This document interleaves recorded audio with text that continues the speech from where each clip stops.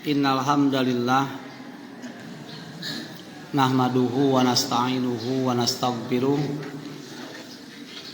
wa na'udzu billahi min syururi anfusina wa sayyiati a'malina may yahdihillahu fala mudhillalah wa may yudlil fala hadiyalah. Asyhadu an la ilaha illallah wahdahu la syarikalah wa asyhadu anna Muhammadan abduhu wa rasuluh la nabiyya ba'dah. Jamaah pengajian yang dimuliakan Allah Subhanahu wa taala,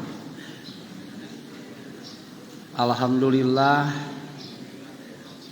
sampai hari ini kita semua masih dikaruniai nikmat oleh Allah Subhanahu wa taala, nikmat hidup, dan juga yang paling utama adalah nikmat kita berada dalam keimanan. Itu nikmat yang paling utama.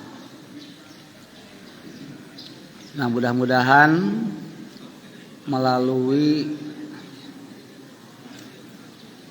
tadarus memperdalam pengetahuan ini ya menjadi penambah untuk beramal soleh. Jamaah pengajian yang dimuliakan Allah Subhanahu wa taala, di antara salah sahabat Rasul ada yang menjadi sahabatnya, ada yang masuk Islamnya itu sejak kecil. Memang banyak, tapi di antara sekian banyak,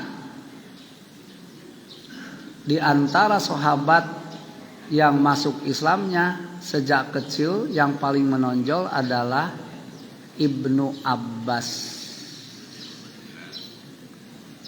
Nama aslinya adalah Abdullah. Abdullah. Karena nama Abdullah itu bukan satu, banyak. Ada Abdullah anaknya Umar, ada Abdullah namanya anaknya Abdurrahman, ada Abdullah namanya anaknya Abbas. Nah, makanya di Arab itu biasa ya, karena banyak nama yang sama, dipanggillah nama orang tuanya. Ibnu Abbas berarti Abdullah anaknya Abbas. Ibnu Umar berarti Abdullah anaknya Umar. Nah, kata Abdullahnya itu tidak disebut.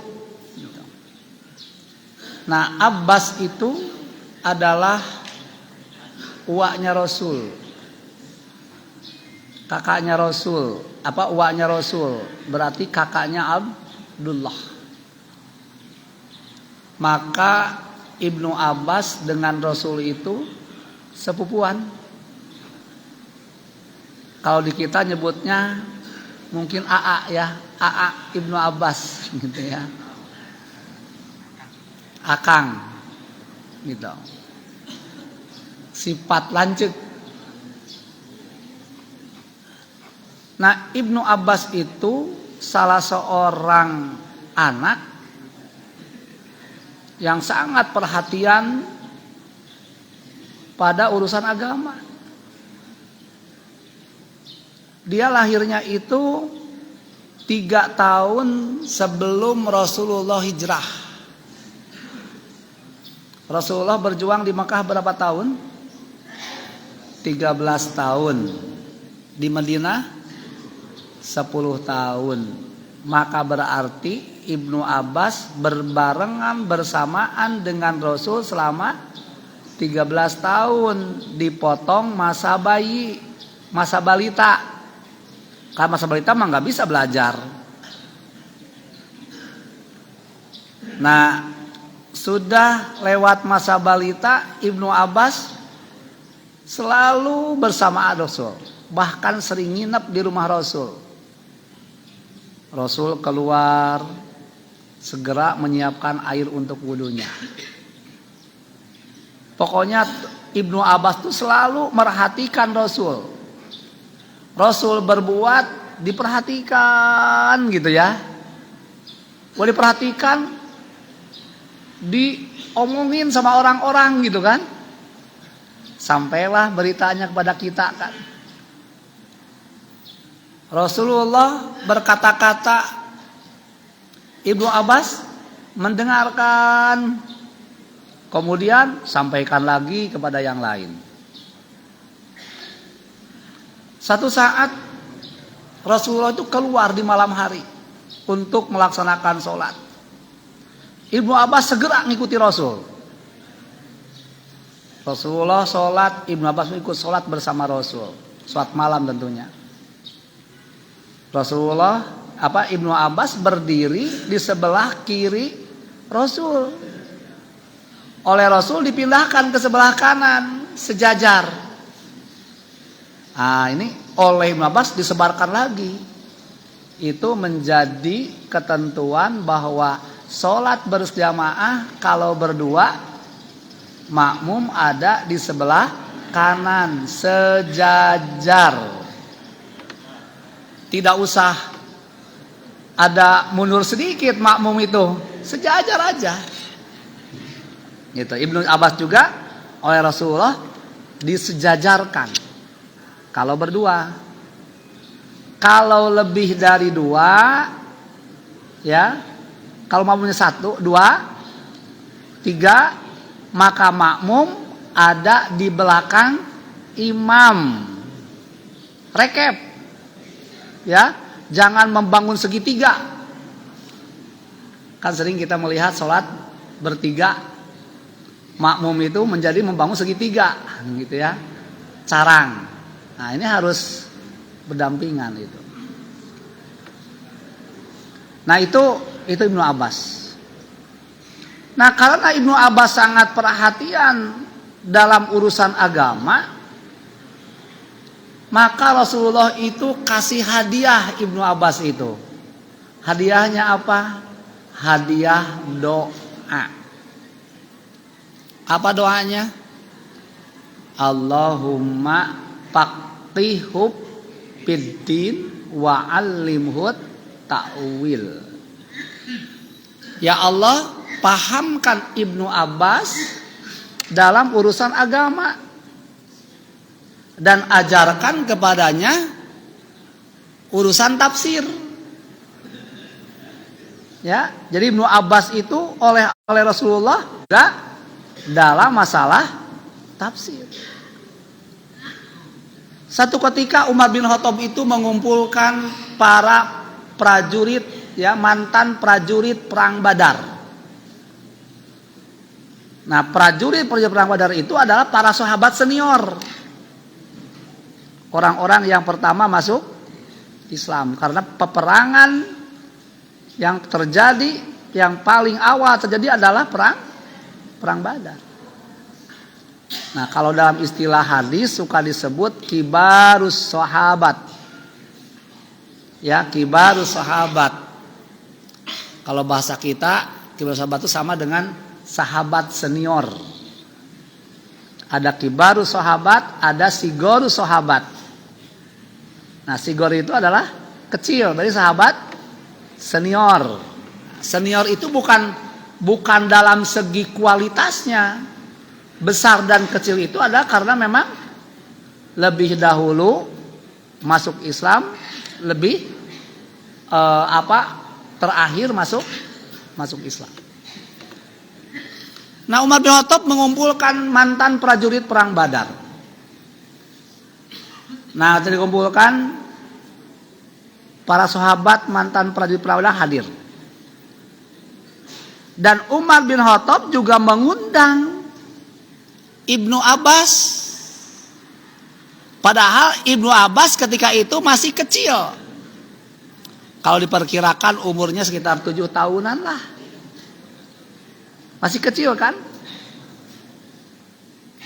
Nah, di antara sahabat mantan prajurit perang Badar itu ada yang merasa iri. Kok kenapa? Ya ada anak kecil di sini.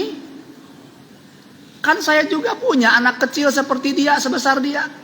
Kenapa nggak diundang? Nah, sampailah kepada Umar bin Khattab, ya, pertanyaan-pertanyaan itu.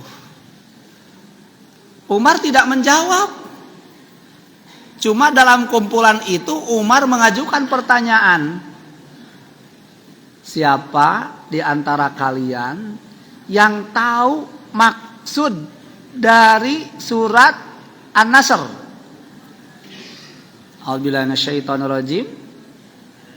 Idza jaa nasrullahi wal fath wa ra'aitan nasa yadkhuluna fi dinillahi afwaja. Fasabbih bihamdi rabbika wastaghfir innahu kana tawwaba. Ada sahabat yang ngacung. Ya Umar, itu ayat menjelaskan tentang perintah kepada kita untuk bertasbih. Fasabbih bihamdi rabbika wastaghfir. Nah, banyak yang ngacung. Setelah tidak ada yang ngacung lagi, Umar nanya sama Ibnu Abbas. Ibnu Abbas, tolong jelaskan apa sih maksudnya ayat ini? Padahal masih kecil itu. Ibnu Abbas menjawab, ini ayat menerangkan bahwa umur Nabi setelah turun ayat ini enggak lama lagi. Coba, dari mana kita memahaminya ini? Kok merangkan masalah umur Nabi? Ternyata diteliti di ayat itu ada kalimat wa ra'aitan nasa yadkhuluna fi dinillahi afwaja. Dan kamu benar-benar nanti akan melihat orang-orang masuk agama Allah dengan berduyun-duyun, berbondong-bondong. Nah, kalau orang-orang sudah masuk Islam dengan kesadaran sendiri tanpa ada paksaan, berarti pada umumnya masyarakat itu sudah menerima Islam. Kalau sudah menerima Islam, maka berarti tugas Rasul itu sebagai Rasul selesai. Bukan pensiun. Selesai. Nah, ukuran selesainya apa? Ukuran selesainya adalah umurnya juga selesai. Sebab dalam Islam tidak ada istilah pensiun dengan umur kan? Pensiunnya dengan apa? Nah, dengan kematian. Iya, dengan kematian itu. Tidak boleh berhenti dalam berdakwah. Pensiun dalam dakwah nggak bisa. Itu. Dakwah itu kalau masih kuat dan masih mampu tidak boleh berhenti. Enggak boleh istirahat. Ya. Masa enggak boleh istirahat? Ya. Ya boleh sekedar ngasok lah. Ya. Ajaran Islam kan faiza farogta, selesai bergerak lagi. Selesai bergerak lagi. Tidak ada selesai, tidur dulu gitu kan. Terus ya berkreasi secara positif. Faiza farogta sob. Nah, itulah kecerdasan Ibnu Abbas itu. Nah, sampai-sampai sahabat lain juga merasa kagum, akhirnya punya kesimpulan, oh karena inilah Umar bin Khattab ya menghadirkan Ibnu Abbas pada lingkungan kumpulan kita. Nah, kalau sudah tahu kelebihannya, tidak ada rasa iri. Beda dengan masyarakat pada umumnya.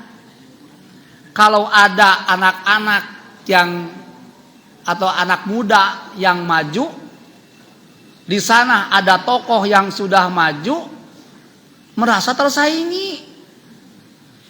Ya akhirnya gimana?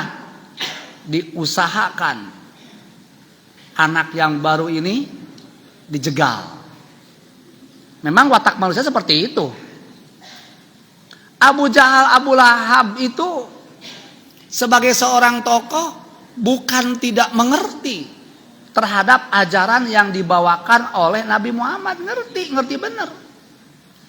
Tapi permasalahannya itu adalah kalau dia diterima maka pengaruh saya akan menjadi berkurang. Ya, kalah pengaruh.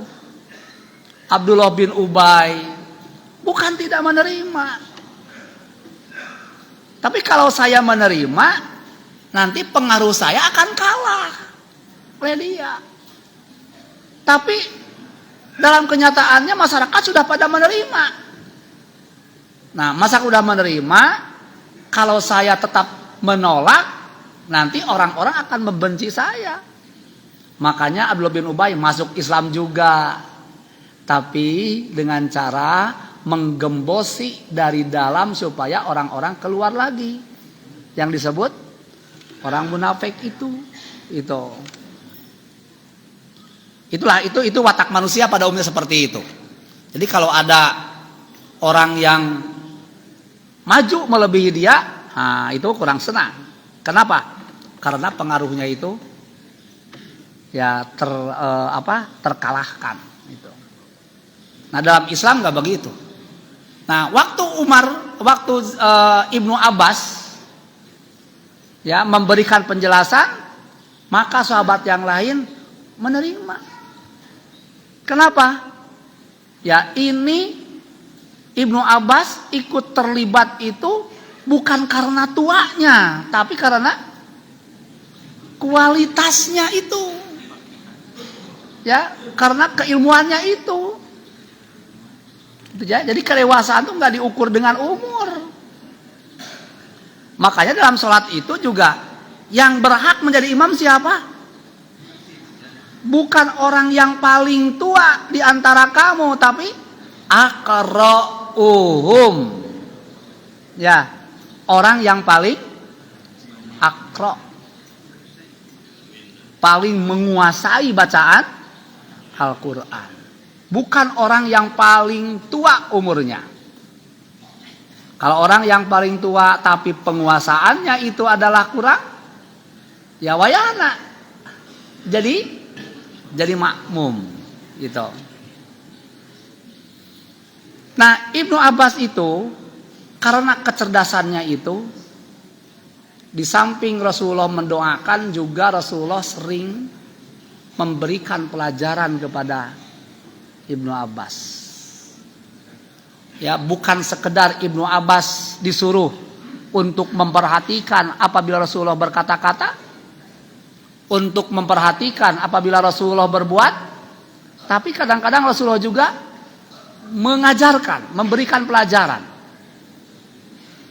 Nah, di satu saat Rasulullah manggil Ibnu Abbas dengan panggilan ya gulamun. Wahai gulam. Gulam itu adalah panggilan kesayangan kepada anak kecil. Di kita makan Asep, Encep, kalau perempuan Nok, Neng, ya, Eis, gitu. Ya gulamun, hei Encep sini. Ada apa? Nah, nggak begitu, langsung dipanggil itu. Kalau Ibnu Abbas itu, kalau Rasulullah manggil, pasti ada sesuatu yang paling penting buatnya itu. Makanya langsung merespon, tidak menangguh-nangguhkan. Kayak anak di kita, orang tuanya manggil, Neng sini, nanti dulu mah. Nah, Cep sini, nanti dulu Cep mah, gitu ya. Kalau Ibnu Abbas langsung merespon. Nah, setelah sampai kepada Rasul, Rasul berkata-kata, Kata Rasul, inni u'allimuka kalimatin.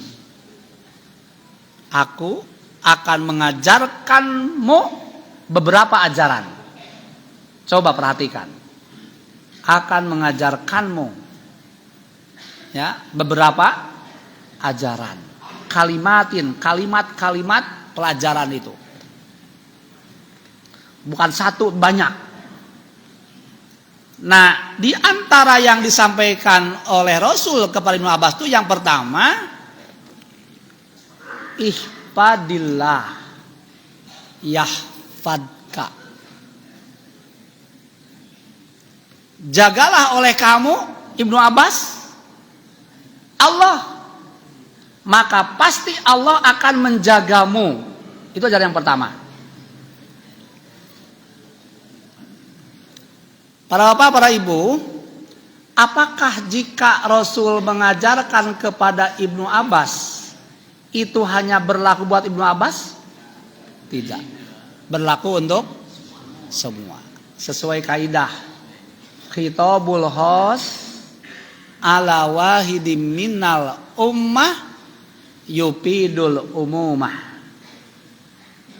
Sasaran pembicaraan yang ditujukan kepada salah seorang umat, salah seorang manusia, berlaku untuk semua. Ya, jadi kalau Rasulullah berkata-kata pada seorang, berlaku untuk semua, kecuali dalam kasus-kasus tertentu. Nah, ajaran yang pertama tadi, jaga oleh kamu Allah. Kalau kamu menjaga Allah, maka pasti Allah akan menjaga kamu. Itu yang pertama. Gimana caranya menjaga Allah itu? Disebut menjaga Allah tidak bagaikan pas pamres mengawal presiden. Ya, karena Allah tidak butuh pengawalan seperti itu. Bukan dikawal. Allah tidak butuh bodyguard. Tapi justru yang mengawal kita adalah Allah. Allahu waliyul ladzina amanu. Allah itu pengawal orang-orang yang beriman. Tinggal kita tanya, merasa enggak kita dikawal oleh Allah? Nah, kalau orang yang tidak merasa, serba banyak ketakutan. Makanya Umar bin Khattab selaku presiden waktu itu tidak pernah ada pengawalan. Kenapa? Pengawal saya langsung Allah. Ya, gitu. Makanya kalau orang yang merasa dikawal dirinya oleh Allah itu tenang, nyaman. Gitu. Nah, yang dimaksud jaga Allah itu maksudnya adalah jaga had Allah. Jaga agama Allah. Jaga aturan Allah. Banyak berbagai aturan. Kalau merujuk pada surat Al-Asr, yang perlu kita pelihara itu berapa? Paling utama asal apa? 2. Innal insana lafi husrin. Sesungguhnya manusia itu benar-benar ada dalam kerugian yang sangat. Kenapa diartikan sangat? Karena lafaz husrin itu kata santri itu termasuk isim nakiroh. Nakiroh itu punya fungsi litakdim wa taksir. Besar dan banyak. Berarti rugi, celaka yang banyak, celaka yang besar. Udah banyak, udah besar, didahului dengan fi. Kata santri, fi itu adalah lidorfi, di dalam. Yang namanya dalam bagaikan ikan di dalam kolam. Di atas ada air, di bawah ada air, di kiri ada air, di kanan ada air, depan ada air, belakang ada air. Berarti itu diliputi. dengan air, diliputi dengan kecelakaan yang tidak mungkin orang itu terbebas dari kecelakaan. Nggak mungkin. Makanya nggak ada yang bisa menolong kecuali Allah. Kapan Allah menolongnya itu? Allah menolongnya itu yang pertama adalah dengan iman. Iman kita. Ilallazina amanu. Yang kedua, wa amilus solihat. Itu yang paling pokok. Iman dan beramal soleh. Iman yang bagaimana? Iman yang sekuat-kuatnya iman. Sebab kalau imannya kuat, nggak akan bisa mendorong amal soleh. Nggak bisa mendorong amal soleh kalau imannya nggak kuat. Makanya harus diperkokoh keimanan itu, diperkokoh keyakinan itu. Kalau keyakinan nggak kuat, tidak mungkin orang itu bertindak. Nggak mungkin. Dan kalau keyakinan kuat, akan mudah untuk berbuat apa saja. Kalau keyakinan kuat. Kalau kita analogikan, ya orang yang biasa pergi ke pasar di malam hari, atau orang yang nyetir bus, ya berangkat maghrib sampai subuh nggak tidur, kuat nggak? Ngantuk tidak?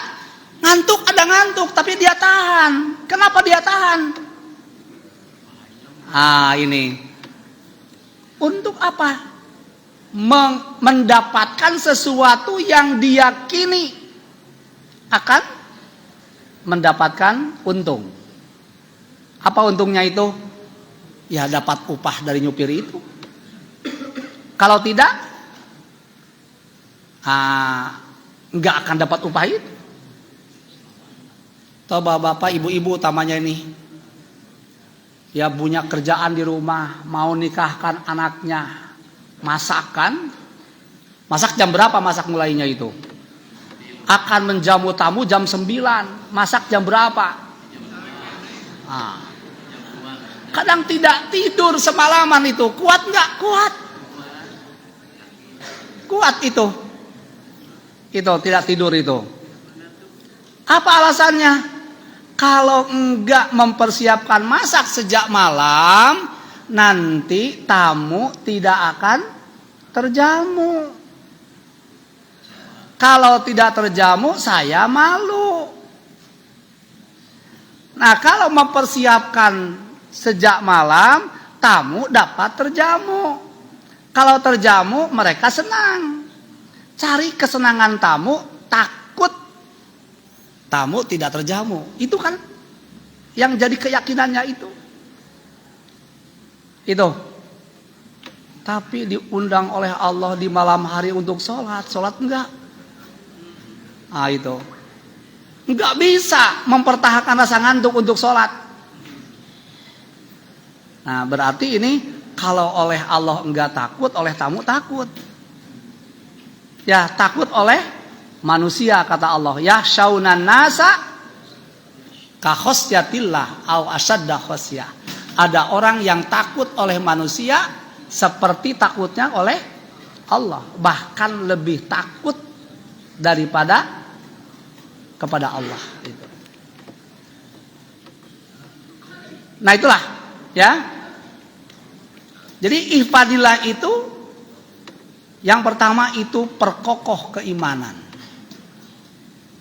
Ya, iman bisa kuat dengan apa? Iman bisa kuat dengan ilmu. Kalau orang yang ngaku beriman tapi tidak mau ada tambahan ilmu setiap hari, iman itu bukan naik tapi akan turun. Ya, tambah ilmu bukan menunggu pengajian saja. Di rumah juga ada Quran kan, baca Quran. Baca Quran bukan baca saja, tapi tingkatkan, harus ngerti. Kalau baca Quran nggak ngerti, bukan tidak baik, baik bacanya itu. Tapi kalau tidak ngerti nggak bisa mengamalkan. Allah sindir kan? Kama salil himari yahmilu aspara. bagaikan keledai bawa-bawa kitab di punggungnya. Kira-kira ada pengaruhnya enggak kitab yang di punggung daripada keledai? Enggak. Itu. Usahakan untuk ngerti Quran itu. Kenapa? Supaya tambah iman. Kalau udah tambah iman, tambah keyakinan, nanti akan terdorong untuk beramal soleh. So apa? Bukti orang ada iman, ada amal soleh. Iman itu pekerjaan hati. Enggak bisa ditelek oleh orang. Hanya bukti dari adanya iman itu ada amal soleh. Tapi ada orang yang beramal soleh, enggak ada imannya. Yang begitu namanya orang munafik. Amalnya ada tapi imannya enggak ada. Gitu. Kenapa imannya enggak ada? Ya ilmunya itu yang kurang. Gitu. Makanya dalam ini iman perkuat nanti akan terwujud amal soleh. Amal soleh yang paling utama apa? Salat.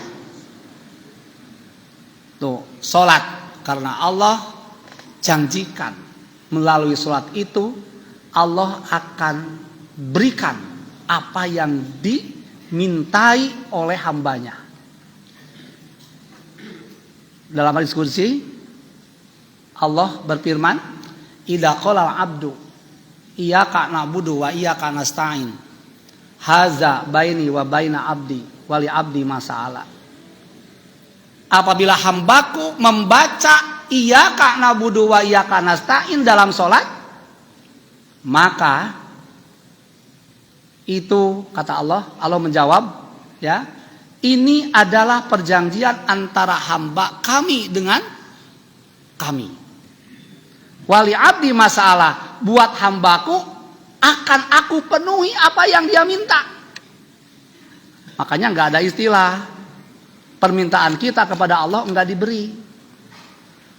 Cuma yang diberikan oleh Allah itu adalah sesuatu yang dibutuhkan oleh kita, bukan sesuatu yang diinginkan oleh kita. Anak kecil, anak SD masih kecil, minta pada orang tuanya, "Mah, belikan aku motor." Enggak dikasih motor tuh, tapi dikasih roti. Kenapa kasih roti?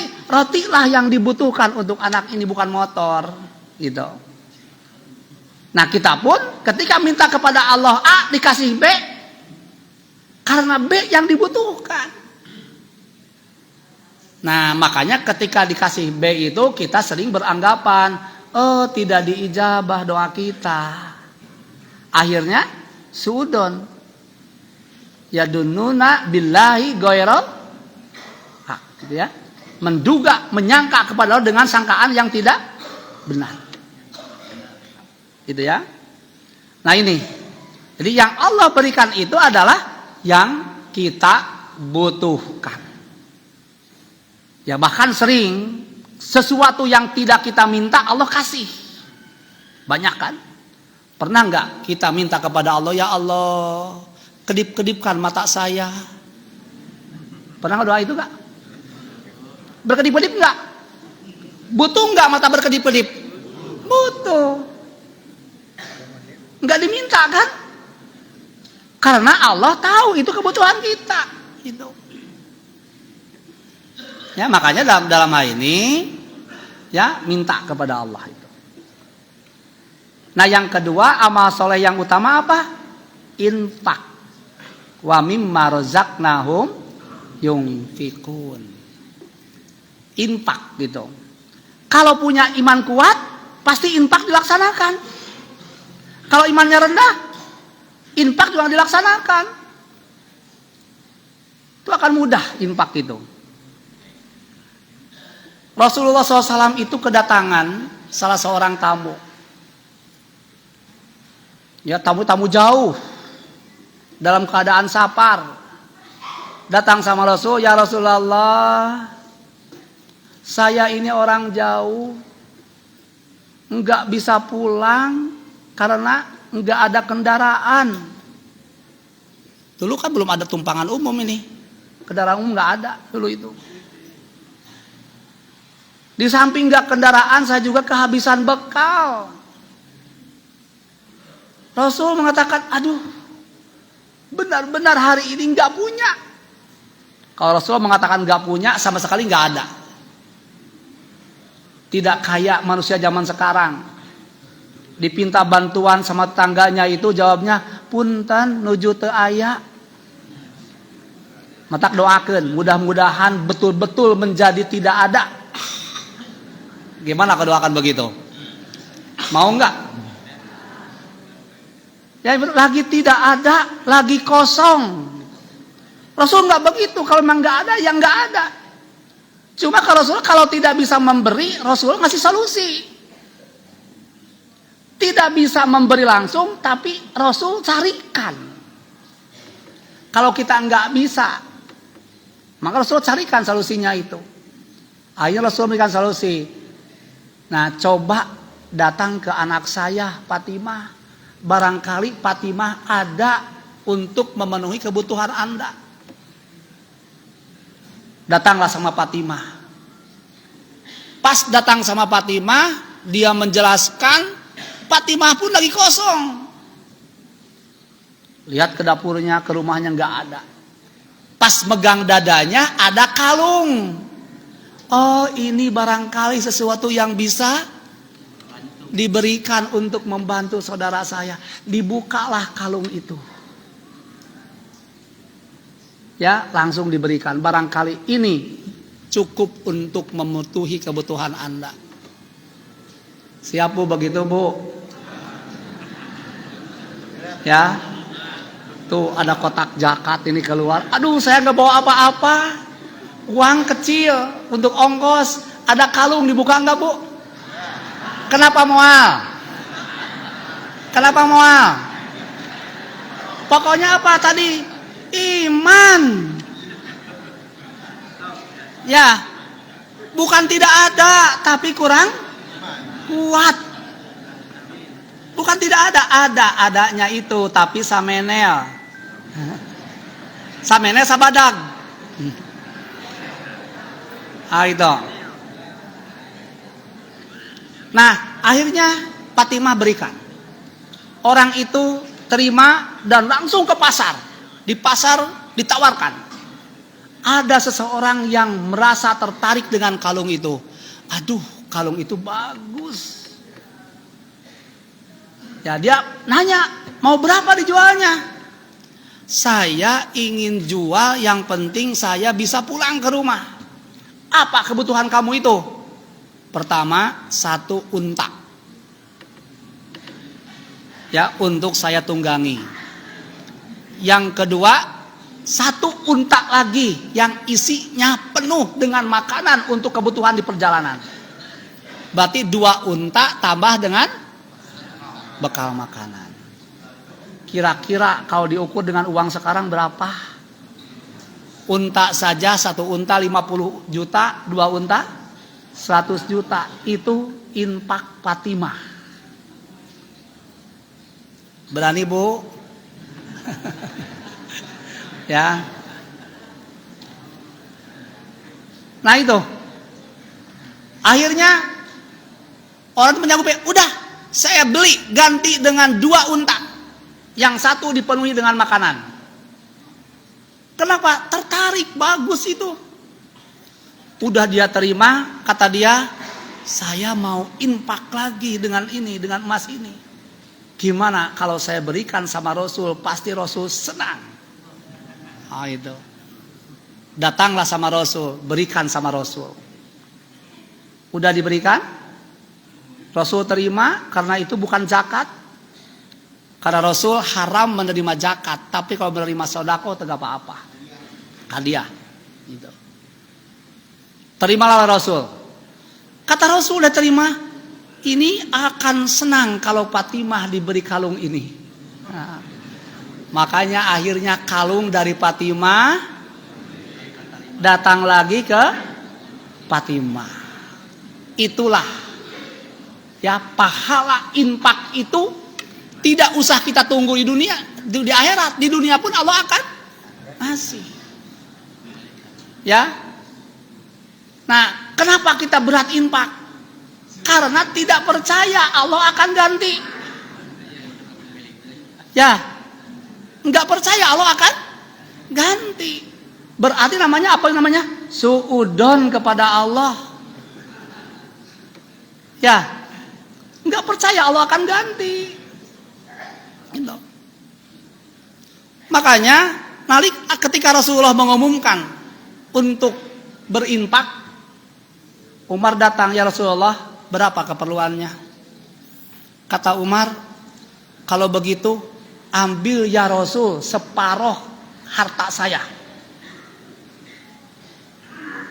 Terima Rasul. Udah terima, gak lama datang Abu Bakar. Kata Abu Bakar, ya Rasulullah, saudara saya berapa infaknya itu? Setengah dari hartanya. Kata Abu Bakar, saya gak mau kalah. Ambil semua harta saya. Gitu. Rasul nanya, untuk kamu dan keluargamu mana? Untuk saya ada Allah dan Rasulnya. Kenapa? Yakin Allah ganti. Dan Allah tidak akan mencelakakan hambanya ketika hamba itu ada di jalannya itu. Makanya jaminan yang kedua apa? Yahfadka, Allah jaga kamu. Itu Allah pasti jaga kamu. Apa yang dijaga oleh Allah? Yang dijaga oleh Allah, yang pertama dijaga urusan dunianya, yang kedua dijaga urusan agamanya.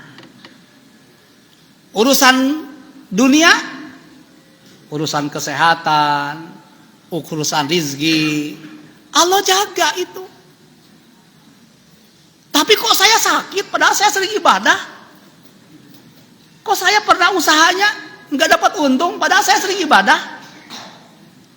Nah, jamaah pengajian, yang Allah berikan itu pasti semuanya baik, nggak ada yang buruk.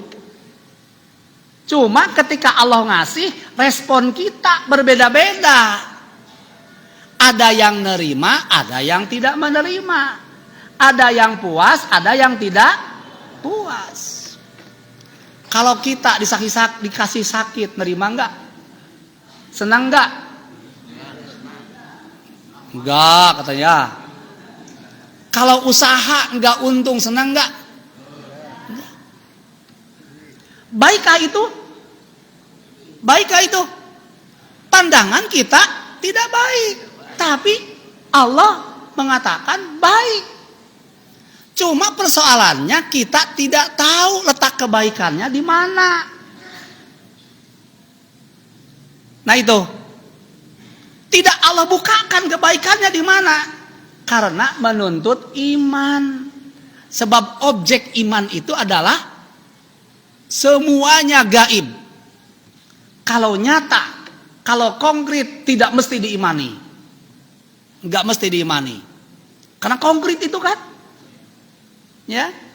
Nah makanya objek iman semuanya gaib.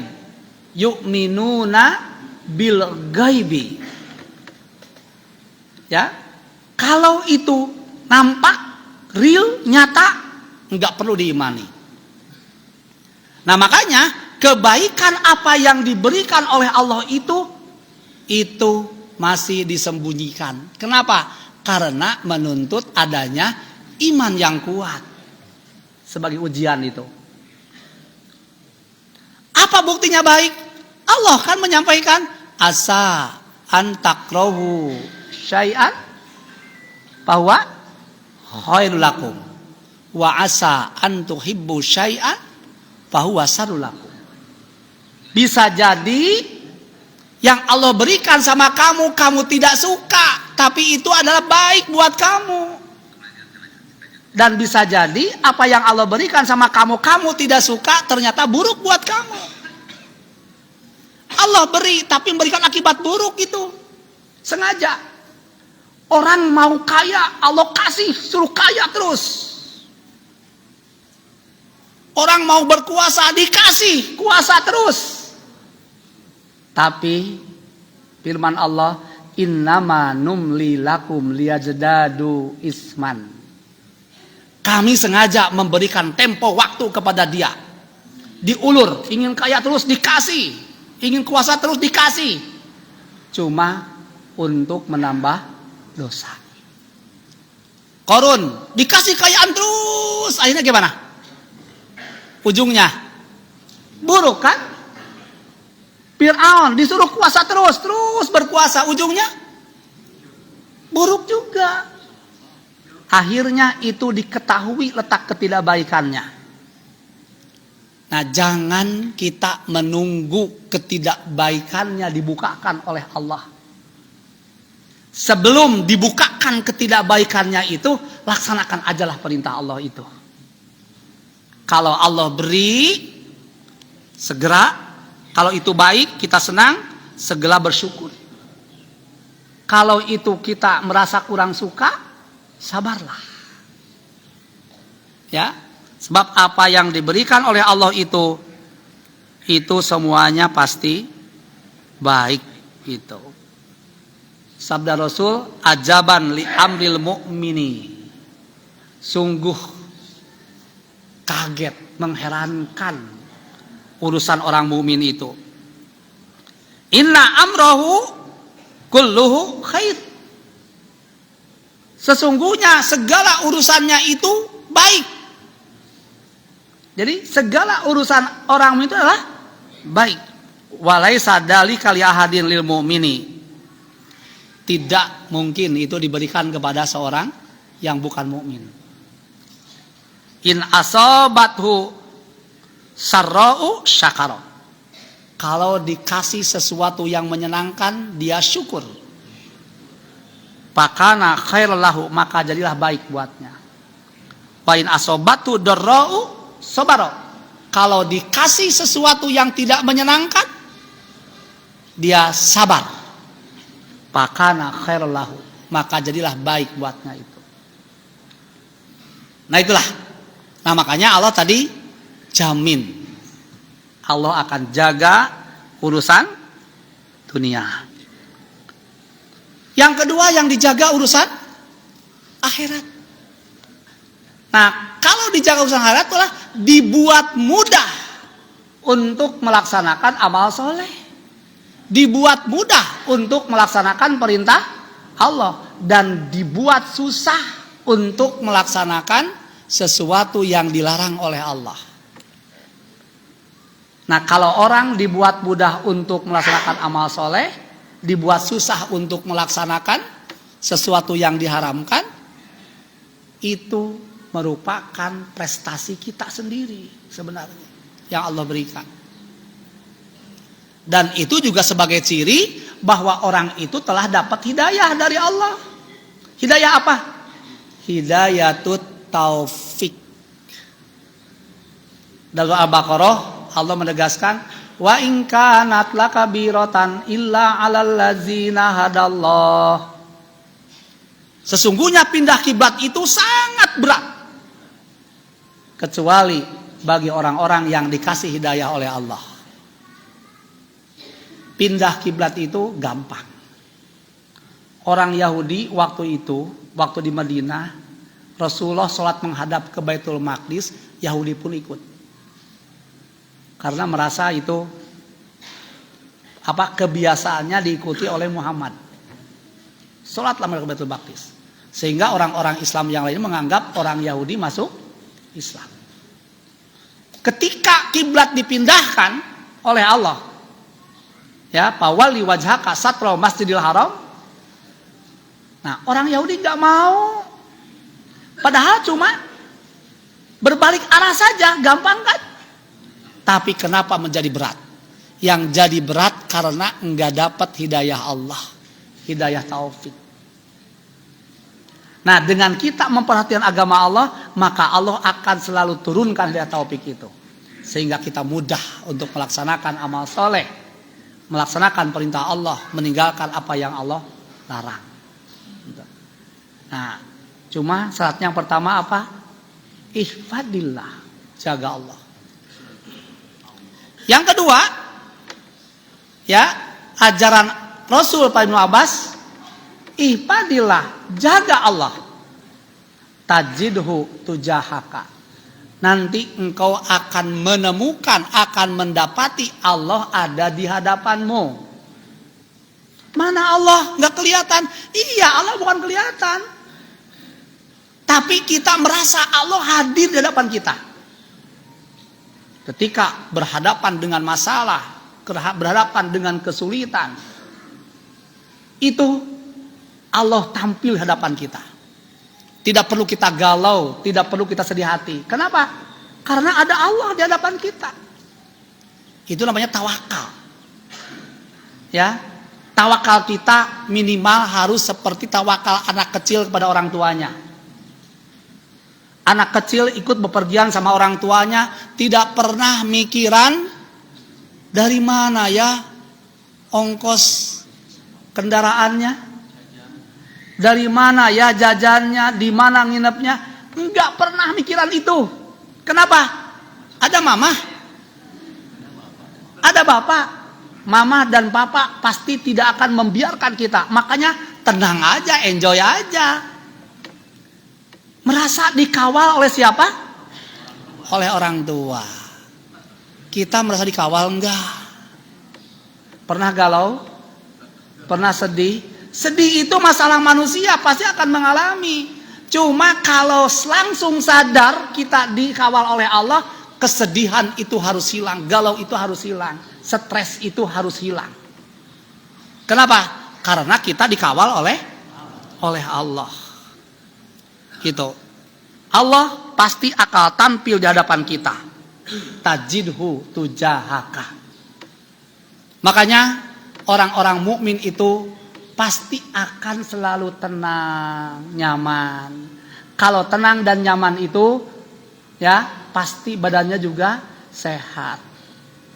Ida solahat, solahat jasadu kullu, wa ida pasadat jasadu kullu. Berdua yang kita bahas ada 6 yang diajarkan oleh Rasul kepada Ibnu Abbas. Ya, karena waktu sudah jam 7, gitu ya, terbatas dengan waktu. Jadi 2 ajaran Ibnu Abbas, ajaran Rasulullah yang disampaikan kepada Ibnu Abbas. Yang pertama, jaga aturan Allah, jaga agama Allah dengan iman dan amal soleh, maka pasti Allah akan menjaga kita. Yang kedua, jaga agama Allah, maka pasti Allah nanti akan tampil di hadapan kita, membantu kita ketika kita bertemu dengan kesusahan, ketika kita bertemu dengan permasalahan. Di sana Allah akan tampil. Barangkali itu. Ada pertanyaan?